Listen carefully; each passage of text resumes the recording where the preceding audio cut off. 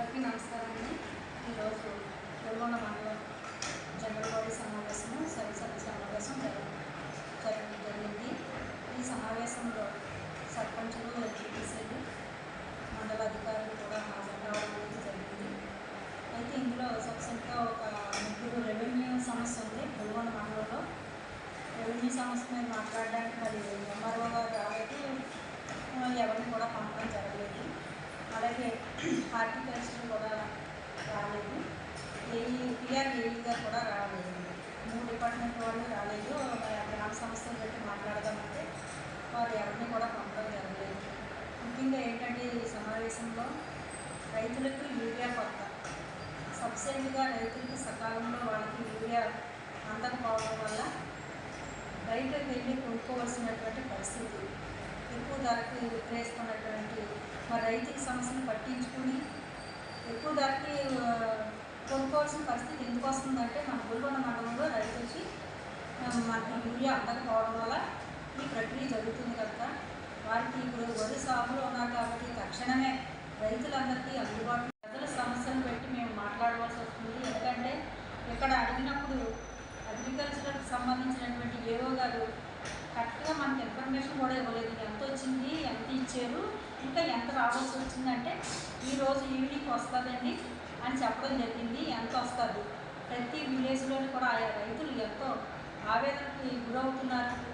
ఆ గ్రామ సర్పంచ్ దగ్గరికి వచ్చి మాకు యూరియా సకాలంలో అందలేదని రైతుల యొక్క బాధని అర్థం చేసుకోవాల్సిందిగా మేము కోరుకుంటున్నాము. ఎందుకంటే వారు చాలా ఇబ్బంది పడుతున్నారు. ఆ గ్రామంలో ఉన్నటువంటి రైతులకు అందకుండా ఆ గ్రామం నుండి వేరే గ్రామంకి ఎక్కడో పెట్టి ఇవ్వడం అనేది అది కరెక్ట్ కాదు. రైతులకు అందుబాటులో ఇవ్వాలని ఈ సభలో మాత్రం ముఖ్యాంశంగా మేము మాట్లాడుకోవడం జరిగిందండి.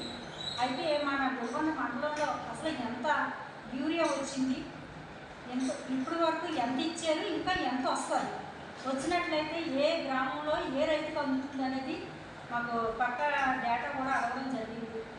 మీరు రైతుని వ్యవసాయం దండగా అనే ప్రకారం కాకుండా రైతే వెన్నుముక్క మనకి, కాబట్టి ఆ రైతును ఆదుకోవాల్సినటువంటి బాధ్యత మనందరికైనా ఉంది. కాబట్టి సకాలంలో యూరియా రైతుకు కావాల్సినటువంటి అన్నీ కూడా సకాలంలో అందజేయవలసిందిగా నేను ఈ సమావేశంలో మాట్లాడడం జరిగిందండి.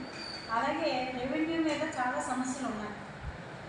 మరి రెవెన్యూ సమస్యలు ఎవరితో చెప్పుకోవాలి?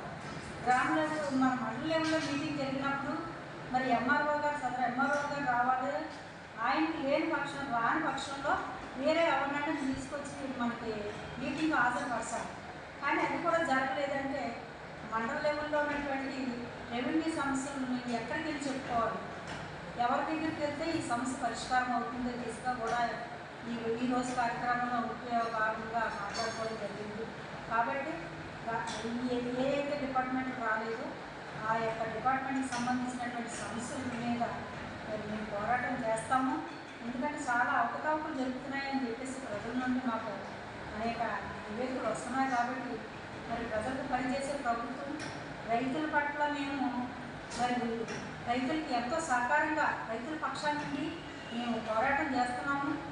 ఇంకా రైతులకి ఇబ్బంది పెట్టినట్టయితే ఈ పోరాటం ఎంతటితో ఆగదు. కాబట్టి అందరూ కూడా గమనించవలసిందిగా ప్రార్థిస్తున్నాం.